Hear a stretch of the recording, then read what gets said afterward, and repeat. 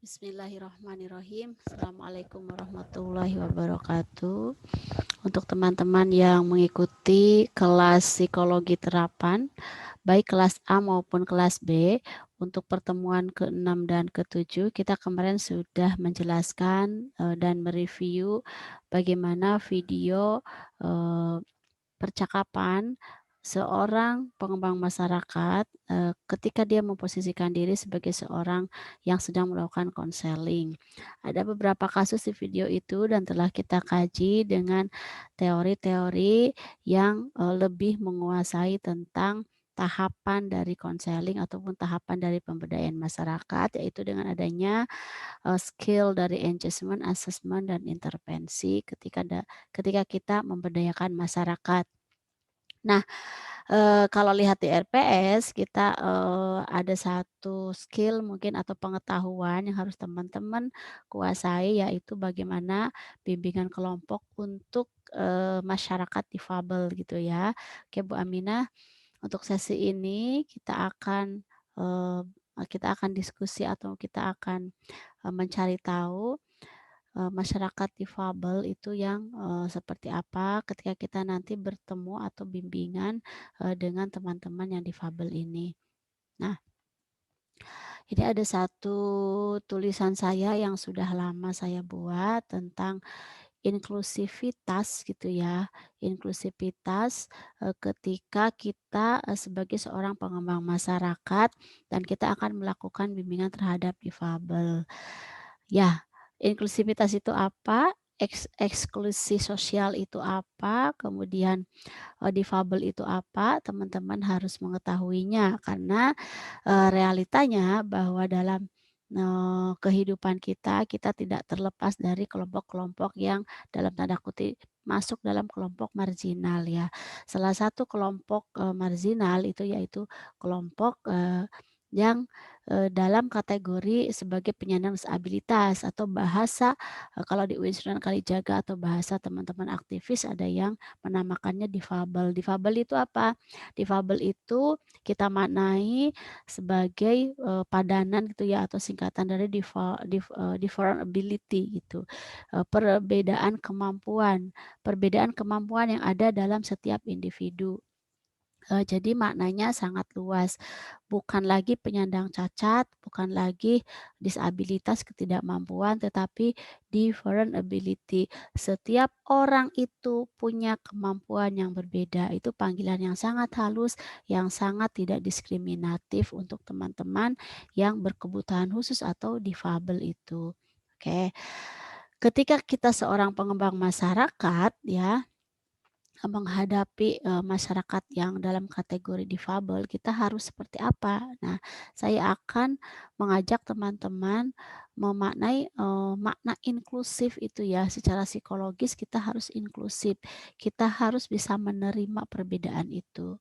Nah, inklusif ya, bisa menerima perbedaan dan keberagaman dengan positif. Nah, positif ya, jadi sulit sekali sebenarnya ketika kita melihat perbedaan, melihat keberagaman itu pada individu tertentu itu dia menonjolkan positifnya gitu. Ada beberapa variabel atau faktor yang membuat seseorang itu bisa bersikap positif gitu ya. Misalkan variabel masa lalunya, variabel lingkungannya, didikan keluarga atau bersama siapa dia bergaul atau bacaan-bacaan bukunya seperti apa, kemudian bagaimana pengalaman-pengalaman hidupnya itu akan mempengaruhi sikap positif itu, gitu. Jadi inklusif di sini ada kaitannya dengan siapa individu itu. Nah, kita sebagai individu yang akan memberdayakan masyarakat, kita harus memiliki jiwa yang inklusif gitu, bisa menerima perbedaan ya dan keberagaman yang ada di lingkungan kita, itu inklusif. Contohnya apa? Misalkan saya yakin teman-teman sudah banyak contoh ya.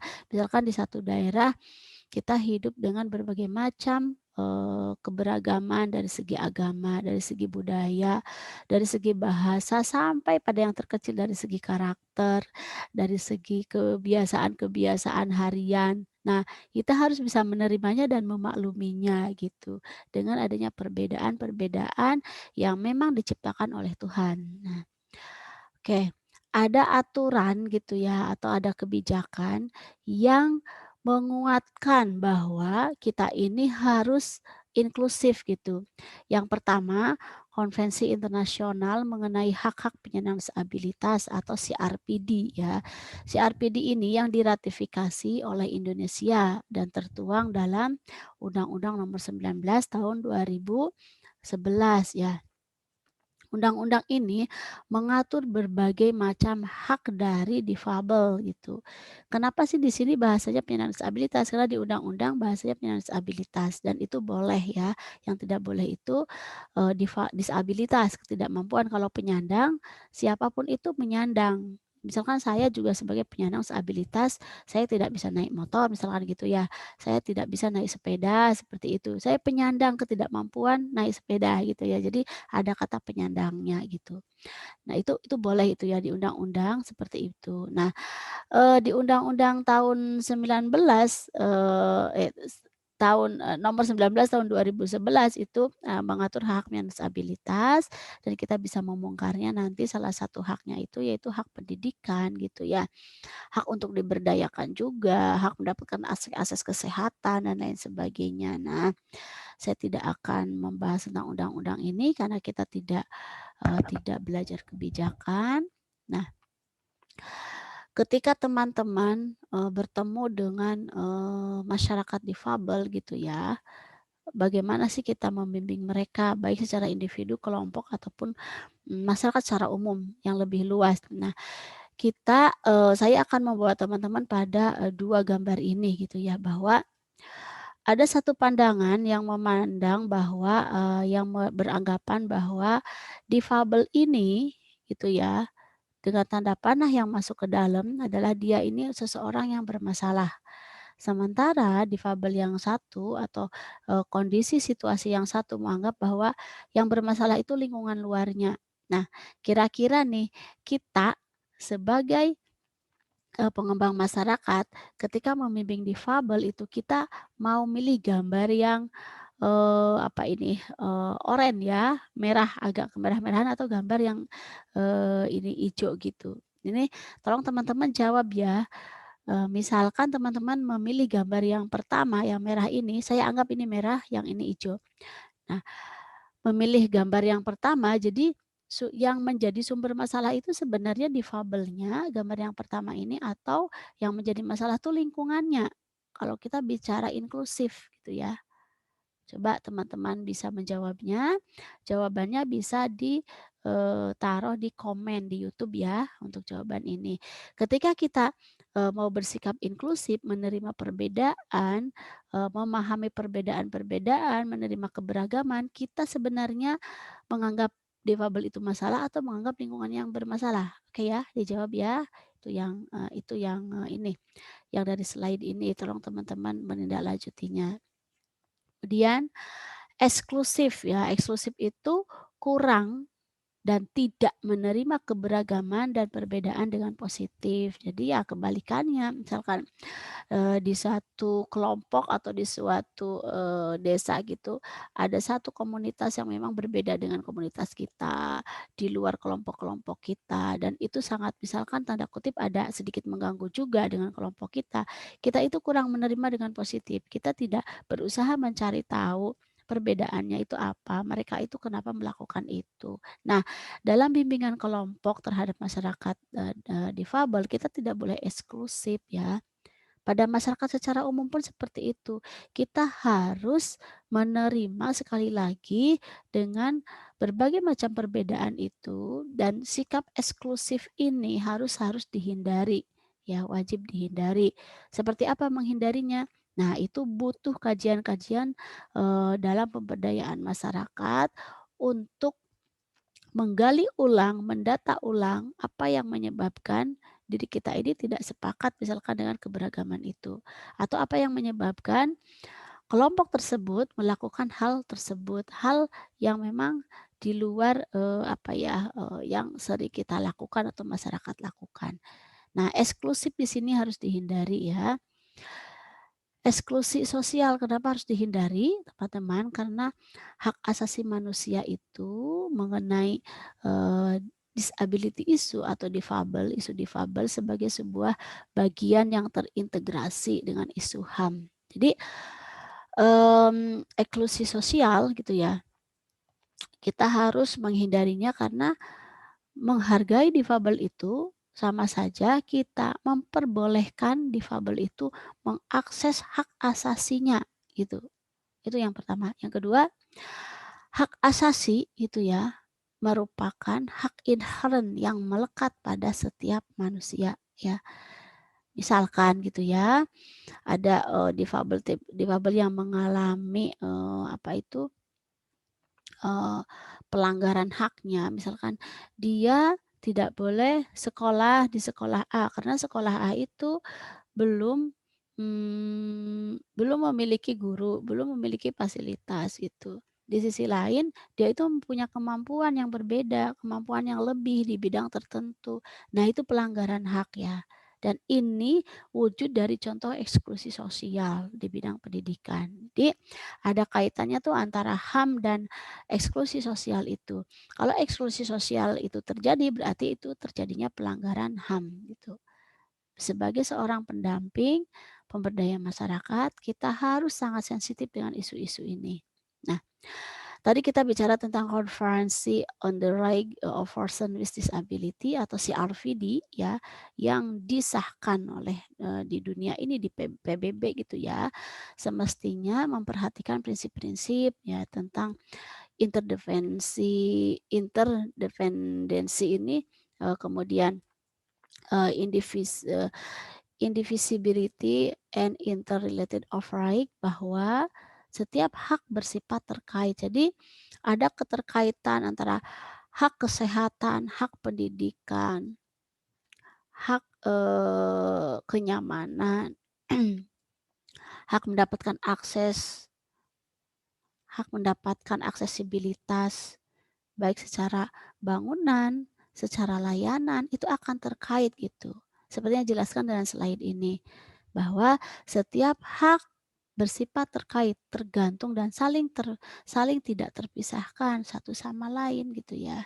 Jadi, inklusi dipandang sebagai sebuah cara yang paling tepat dalam mengejewantahkan pandangan ini gitu. Interdependensi dan in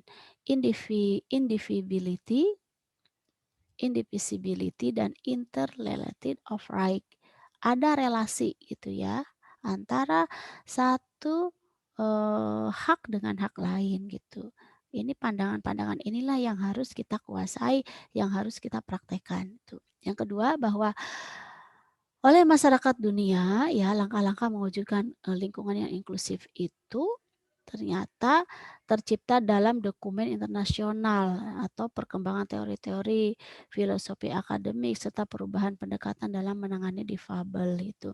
Ada beberapa dokumen yang telah mungkin dijadikan satu satu pegangan dalam pelaksanaan, untuk, apa itu untuk, memenuhi hak-hak difabel misalkan, eee, buku panduan pembelajaran inklusi misalkan, itu ya ada beberapa dokumennya, kemudian dokumen internasional itu ya adanya CRPD, dokumen undang-undang atau kebijakan yang ada di Indonesia, baik, perda di daerah ataupun, permen di tingkat nasional gitu ya. Nah, perda-perda di daerah misalkan adanya RKPD, Rencana Pembangunan rencana kegiatan pembangunan daerah di setiap daerah itu harusnya itu sudah ada dokumen-dokumen yang, sangat inklusif yang memperhatikan kebutuhan difabel itu. Nah, sosial eksklusi gitu ya, konsep ini ternyata muncul di Perancis pada tahun 1970-an. Jadi, konsep dari lingkungan yang, eksklusi itu ternyata ya digunakan untuk menggambarkan kondisi kelompok-kelompok marginal di masyarakat yang tidak punya akses gitu terhadap pekerjaan dan jaminan kesejahteraan. itu sudah lama ya 1970-an. Kelompok-kelompok yang tereksklusi secara sosial ya, ini menurut, kajian dari CRPD bahwa pertama itu kelompok miskin, pengangguran, tidak beruntung. Nah, bagaimana seorang pengembang masyarakat itu ketika menghadapi kelompok yang tidak berdaya ini? Seperti apa gitu pendampingannya? Nah, kemudian yang kedua, kelompok yang tereksklusi secara sosial itu tidak memperoleh pemenuhan hak sebagai warga negara. Yang ketiga, mereka yang terputus dari relasi sosialnya. Nah, mereka-mereka yang terputus misalkan dari relasi sosial, ada badan-badan yang menanggulanginya dan teman-temanlah yang akan masuk di dalamnya ketika menjadi seorang profesional yang bekerja di sana gitu ya. Jadi tidak dengan mudah kita mengatakan bahwa mereka itu orang malas, orang yang tidak beruntung, orang yang tidak mau bekerja, tapi ternyata ada relasi-relasi sosial yang terputus di dalamnya yang menyebabkan mereka itu menganggur, menyebabkan mereka itu miskin, menyebabkan mereka itu tidak terpenuhi haknya, seperti itu ya. Nah, orang yang dikatakan tereksklusi secara sosial itu jika ia secara geografis adalah bukan KTP satu wilayahnya. Ini penting ya. Jadi ada beberapa warga yang bukan merupakan KTP di wilayahnya itu secara, geografis itu tereksklusi. Karena biasanya untuk syarat-syarat tertentu tuh tidak boleh gitu. Dan yang kedua, ia tidak dapat berpartisipasi dalam kegiatan yang lazimnya dilakukan oleh warga setempat. Pemilihan, misalkan ketika milih presiden gitu ya, itu ada salah salah satu contoh yang memang, terjadi secara, tercipta gitu. Eksklusi sosial ini ternyata tercipta ketika kasusnya ini KTP gitu. Kemudian ia sangat ingin berpartisipasi tetapi keinginannya terhalang oleh berbagai faktor di luar kontrol dirinya. Nah, ini kasusnya, banyak gitu ya, misalkan dia ingin terlibat secara langsung, secara penuh, di dalam masyarakat, tapi di luar kontrol dirinya dia ini tidak mampu, karena dia misalkan bukan merupakan warga setempat, tidak memiliki relasi, tidak diberi kepercayaan, dan tidak punya hak karena beberapa persyaratan itu harus merupakan warga setempat misalnya. Silakan ya cari contoh sendiri. Kemudian, saya akan menjelaskan tentang konsep inklusi itu, yaitu terbuka, adanya keterbukaan, keterbukaan pikiran, pandangan, tidak negatif lagi, tidak membatasi diri, bahwa, mmm, orang difabel itu adalah orang yang misalkan yang tidak berhak, orang yang punya masalah banyak, tidak membatasi diri, dan kita tetap tidak, memiliki pandangan seperti itu. Adanya penghargaan terhadap mereka, terhadap potensi mereka. Dengan apa wujudnya? Ya dengan perilaku kita, dengan cara kita berkomunikasi ketika kita berhadapan dengan mereka, dengan kebijakan, dengan aturan ketika itu lingkupnya lebih luas gitu. Selain keterbukaan, penghargaan ada juga kesetaraan. Kesetaraan ya, tidak boleh kita misalkan, mmm, melakukan ketidakadilan ketika kita misalkan saja di dalam kelas itu ada mahasiswa difabel gitu. Ya, ketidakadilan terjadi misalkan, dosen jelas di kelasnya ada tunanetra gitu ya, ada difabel netra, tapi dia tidak memberikan misalkan materi yang akses untuk difabel itu. Nah, itu tidak ada kesetaraan gitu ya. Inklusi di sini dimaknai penerimaan keberagaman dan, perbedaan yang ada dengan wajar gitu ya. Tidak ngoyo juga misalkan atau kalau kita ingin, memperjuangkan atau mengadvokasi hak mereka, tapi tidak dengan wajar gitu ya, tidak dengan wajar ini kita, tidak menghargai juga misalkan orang-orang tertentu yang belum menerima teman-teman difabel ini. Tapi dengan wajar dijalani, kemudian kita bisa memenuhi, satu apa ya, hak-hak dari mereka dengan proses yang dilakukan secara terbuka dengan penghargaan dan dengan kesetaraan tadi, itu inklusi ya. Oke, terbuka dan kesetaraan. Makna terbuka itu berarti gini, semua orang tinggal, berada, dan beraktivitas dalam lingkungan keluarga, sekolah, masyarakat itu ada rasa aman, nyaman dalam mendapatkan hak dan bisa melakukan kewajibannya. Misalkan ini lingkungan gitu ya, kita punya masyarakat yang difabel, kita ingin pendampingan terhadap mereka. Ada hak mereka yang tidak bisa diakses oleh mereka, misalkan mereka tidak bisa ibadah ke masjid, karena masjidnya itu ada tangganya, sementara difabel itu pakai kursi roda. Nah, ini pendampingannya itu harus jelas, akar masalahnya berarti tangga gitu ya. Ada juga tidak bisa, ke masjid karena apa? Karena di sana tidak ada, misalkan, guru ngaji gitu yang bisa berkomunikasi dengan, difabel netra, dengan difabel tuli. Berarti akar masalahnya apa? SDM dari guru itu. Ini yang makna terbuka. Yang kedua kesetaraan. Memposisikan entitas manusia sebagai individu memiliki hambatan personal yang berbeda, maksudnya apa? Bisa kesetaraan ini bisa karena usia, bisa karena pengetahuan, jarak, kondisi ekonomi, dan komunikasi. Yang kedua, setiap orang berhak atas kesempatan yang sama, kesetaraan ini ya, untuk memiliki martabat sebagai manusia seutuhnya, termasuk kemandirian, lepas dari ketergantungan yang membuat difabel itu sulit untuk berdaya, sulit untuk berkembang. Jadi, memandirikan difabel itu butuh cara, butuh strategi, butuh engagement yang kita bahas kemarin, agar difabel itu terikat dulu dengan kita, nyaman dulu terhadap kita, sehingga dia itu nanti ketika sudah nyaman, dia akan, menuju proses kemandirian bersama kita dan nanti ketika terminasi atau pemisahan atau, pemutusan, pemberdayaan ini, apa ya, pemberhentian pemberdayaan, si difabel ini tidak tergantung lagi sama kita. Mereka bisa berkembang, bisa berdaya, seperti itu. Nah, dalam inklusi bahwa disabilitas mencerminkan situasi perbedaan yang harus dihargai dengan wajar.